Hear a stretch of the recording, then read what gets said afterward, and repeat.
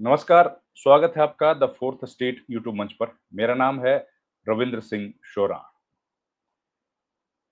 BJP और RSS में क्या द्वंद्व चल रहा है जिसकी वजह से बीजेपी के राष्ट्रीय अध्यक्ष का चुनाव नहीं हो पाया।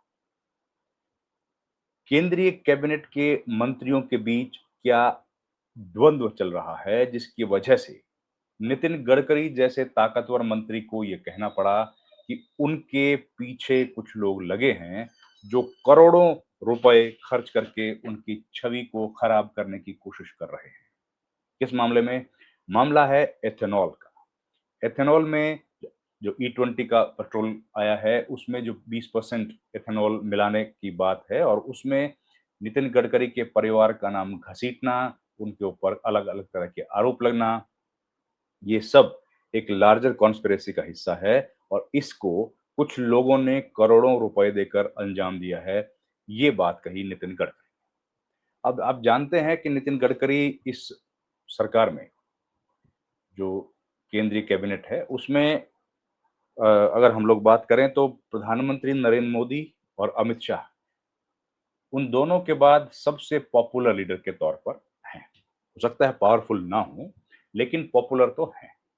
और पॉपुलर तो लगता है कि वो अमित शाह से भी ज़्यादा हो सकते हैं। तो क्या उनकी पॉपुलैरिटी को कमज़ोर करने की कोशिश की जा रही है और क्या नितिन गडकरी का नाम आगे बढ़ाया जा रहा है, पार्टी के राष्ट्रीय अध्यक्ष के तौर पर या प्रधानमंत्री के तौर पर?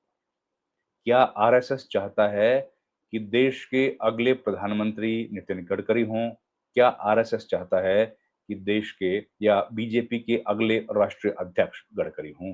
इन दोनों में से एक पद क्या आरएसएस नितिन गडकरी के लिए रिजर्व रखना चाहता है? अब जिस तरह अगर थोड़ा-सा घटनाक्रम पर हम लोग नज़र डालें, तो हम लोग देखते हैं कि नितिन गडकरी की पॉपुलैरिटी जिस दिन 2014 में पार्टी सरकार बनी थी, तब से लेकर आज तक लगभग यथास्थिति वैसी ही बनी हुई है। प्रधानमंत्री मोदी की पॉपुलैरिटी का ग्राफ लगातार नीचे गिरा है और अब कई सर्वेज में हमने ये पाया है कि उनका ग्राफ काफ़ी फिसल गया है। लेकिन नितिन गडकरी उस दौर में भी आज भी लगातार अपने महकमे में एक पॉपुलर लीडर के तौर पर देखे जाते रहे। एक दूसरा, नितिन गडकरी के परों को हमेशा कतरने की कोशिश की जाती रही। शुरू में नितिन गडकरी के पास ट्रांसपोर्ट, रोड एंड ट्रांसपोर्ट के अलावा उनके पास जो वाटरवेज का महकमा भी था, उनके पास बीच में एमएसएमई का महकमा भी था। इस तरह से कई डिपार्टमेंट्स उनको शुरू में दिए गए थे, लेकिन धीरे-धीरे करके सब डिपार्टमेंट उनसे ले लिए गए और आज नितिन गडकरी के पास केवल ministry of road and transport highways है। Road transport and highways, surface transport का एक महकमा है। सिविल एविएशन भी टाइम पे उनके पास था। पूरा ट्रांसपोर्ट जितने भी कम्युनिकेशन है वो पूरा उनको दिया गया था। लेकिन धीरे-धीरे करके उनको और एमएसएमई का भी एक बार उनके पास में था, लेकिन उनको उसके बाद वहाँ से हटा दिया गया। एक बात ये भी है कि नितिन गडकरी उन बहुत कम विरले मंत्रियों में से हैं जिनके पास शुरू से एक ही महकमा है और वो महकमा कभी बदला नहीं गया। तो अब आखिर सवाल ये है कि नितिन गडकरी क्या अब एक मुसीबत के तौर पर सामने आ रहे हैं प्रधानमंत्री मोदी और अमित शाह के लिए? क्या अमित शाह, जो कि नज़र गड़ाए बैठे हैं कि अगर प्रधानमंत्री मोदी हटते हैं तो वो अगले प्रधानमंत्री इस देश के होंगे, उसके बीच में कहीं न कहीं जो नाम चल रहा था योगी आदित्यनाथ का, उससे भी मजबूत नाम नितिन गडकरी का सामने आ रहा है? और क्या नितिन गडकरी को 2024 के लोकसभा चुनाव में हराने की भी पूरी प्लानिंग की गई थी? खबरें तो यहाँ तक भी आ रही हैं कि नितिन गडकरी के खिलाफ कांग्रेस पार्टी को कोई उम्मीदवार नहीं मिल रहा था। लेकिन बीजेपी के इशारे पर या बीजेपी के कुछ नेताओं के इशारे पर वहां से एक उम्मीदवार खड़ा किया गया और उसके इलेक्शन को स्पॉन्सर किया गया। एक दूसरी बात, नितिन गडकरी खुद अपने मुंह से ये बात कह चुके हैं कि उनके लोकसभा क्षेत्र में 3.5 लाख वोट काटे गए। अब ये सारे सवाल जो है अगर आप इनको एक एक बार इकट्ठा करके देखेंगे, क्रोनोलॉजिकल ऑर्डर में अगर आप इनको देखेंगे तो ज़ाहिर है ये बात तो कहीं न कहीं स्पष्ट होती है कि नितिन गडकरी से कोई न कोई खतरा जो बड़े नेता बीजेपी के हैं वो महसूस कर रहे हैं। और उसका सबसे बड़ा कारण शायद यही है कि वो आरएसएस के बहुत करीबी हैं। दूसरा, अपने महकमे के आधार पर कोई अगर एक डिपार्टमेंट ऐसा है जो ये बात कह सकता है कि इस डिपार्टमेंट के मिनिस्टर ने वैसे ही अपने रिस्पॉन्सिबिलिटी को पूरा किया है, जैसे कि एक मंत्री से उम्मीद की जाती है, तो वो नितिन गडकरी हैं। अब नितिन गडकरी ने जिस तरह से पिछले लंबे समय से काम किया है और नितिन गडकरी ने रोड का एक जो हमारा एक पूरा जाल बिछाया है, वो उसको देख कर के बीजेपी या जो पार्टी है बीजेपी, उसको भी बहुत लाभ हुआ है और उसकी छवि का बेनिफिट बीजेपी को मिला है। प्रधानमंत्री नरेंद्र मोदी की सरकार को भी मिला है। अगर आप नितिन गडकरी के अलावा किसी दूसरे मंत्री की बात करेंगे, जिनके पास कोई डिपार्टमेंट एक रहा हो और उनके डिपार्टमेंट की परफॉर्मेंस भी वैसी ही रही हो, जैसे नितिन गडकरी के डिपार्टमेंट की है, तो शायद आपको कोई दिखाई नहीं देगा। चाहे आप वित्त मंत्रालय में चले जाएँ, चाहे डिफेंस मिनिस्ट्री में चले जाएँ, यहाँ तक कि होम मिनिस्ट्री में चले जाएँ, रेल मंत्रालय हो या कोई भी डिपार्टमेंट ऐसा हो, हेल्थ मिनिस्ट्री कितनी ज़्यादा चर्चा में आई थी जब कोविड का मामला था। तो कोई भी ऐसा डिपार्टमेंट आप ले लीजिए जिसमें इतनी ज़्यादा तारीफ़ें उस मिनिस्टर की हुई हों, जितनी नितिन गडकरी की हुई हैं उनके कार्यकाल में। तो क्या अब नितिन गडकरी का जो काम करने का तरीका है या उनकी पॉपुलैरिटी जो लगातार बढ़ती जा रही है, वो कोई चिंता का विषय बना हुआ है?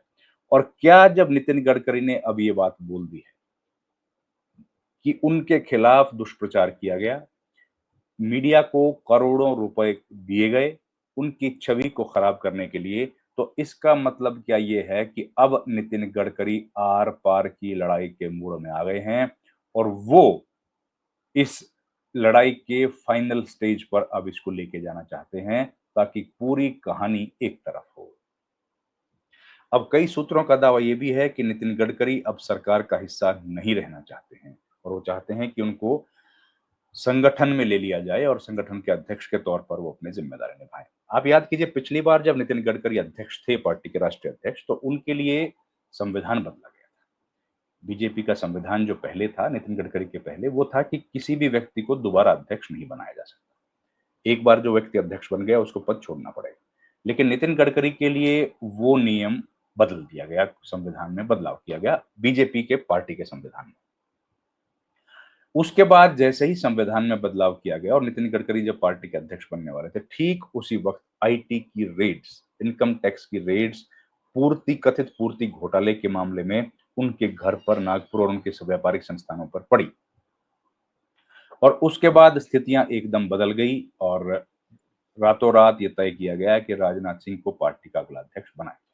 राजनाथ सिंह को पार्टी का अगला अध्यक्ष बना दिया गया और अब सोचिए अगर नितिन गडकरी उस वक़्त अध्यक्ष होते, तो क्या प्रधानमंत्री पद के स्वाभाविक उम्मीदवार के तौर पर उनका नाम नहीं लिया जाता? क्या इतना आसानी से और गडकरी राजनाथ सिंह जो हैं वो प्रधानमंत्री के पद के लिए 2013 में नरेंद्र मोदी का नाम घोषित कर देते। तो ये कई सारी ऐसी बातें हैं जो कड़ियों को जोड़ने से हम लोगों को पता लगती है कि नितिन गडकरी अब कहीं न कहीं बीजेपी के लिए या बीजेपी के जो शीर्ष नेतृत्व इस वक़्त है, उसके लिए कोई कड़ी चुनौती पेश करते हुए दिख रहे हैं। अब नितिन गडकरी जो कि एक बड़े नेता हैं, जिनकी एक अपनी पैठ है, अपनी छवि है और ख़ास तौर पर नितिन गडकरी ऐसे व्यक्तियों में शामिल हैं, जो कि प्रधानमंत्री की हर मंच से बार-बार तारीफ़ करते हुए नहीं दिखते हैं। ना वो कभी हमने देखा कि अमित शाह की तारीफ़ करते हों कि बहुत होम मिनिस्टर ने ये किया, जैसे कि बाकी के मिनिस्टर्स हम लोगों को अक्सर करते हुए दिखते हैं। नितिन गडकरी अपने काम पर ध्यान देने वाले मंत्री के तौर पर उनको जाना जाता है और एक मजबूत लीडर के तौर पर उनका नाम हम लोग जानते हैं। गडकरी के बारे में ये भी कहा जाता है कि वो ऐसे नेता हैं जिनके ताल्लुकात अलग-अलग पॉलिटिकल पार्टीज़ में ठीक वैसे ही हैं जैसे एक ज़माने में अटल बिहारी वाजपेयी की हुआ करते थे। उनकी किसी भी व्यक्ति के साथ राजनीतिक दुश्मनी नहीं है, उनकी कोई पारिवारिक या व्यक्तिगत दुश्मनी भी, अदावत भी नहीं है। तो इस वजह से वो तमाम जो अलग-अलग पॉलिटिकल पार्टीज़ हैं, उनमें बराबर के इक्वली पॉपुलर हैं और कई बार ऑपोजिशन के लीडर्स ने ये बात कही भी है कि अगर नितिन गडकरी प्रधानमंत्री बनते हैं, तो हो सकता है कि इस सरकार की छवि में बदलाव आए, एक। दूसरा नितिन गडकरी का एक खास बात ये भी है कि वो किसी तरह की डिविज़नरी पॉलिटिक्स का हिस्सा नहीं है।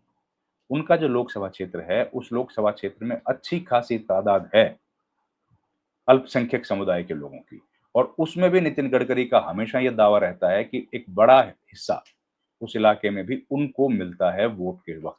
तो और वो जिस तरह विकास कराते हैं, उनके घर में जो आने-जाने वाले लोग हैं, वो हर जाति, हर धर्म के लोग उनके यहाँ पर आते हैं। तो ये तमाम चीज़ें क्या गडकरी के खिलाफ जा रही हैं और अब नितिन गडकरी इस पूरे मामले का पटाक्षेप करने के लिए और इस मामले को अंतिम चरण में ले जाने के लिए कमर कस चुके हैं। अब ये सवाल है, उम्मीद है जल्द इसका जवाब हम लोगों को मिल जाएगा। इस वीडियो में इतना ही। आपसे गुजारिश है हमारे चैनल को लाइक, शेयर, सब्सक्राइब ज़रूर कीजिए। आपका बहुत-बहुत धन्यवाद।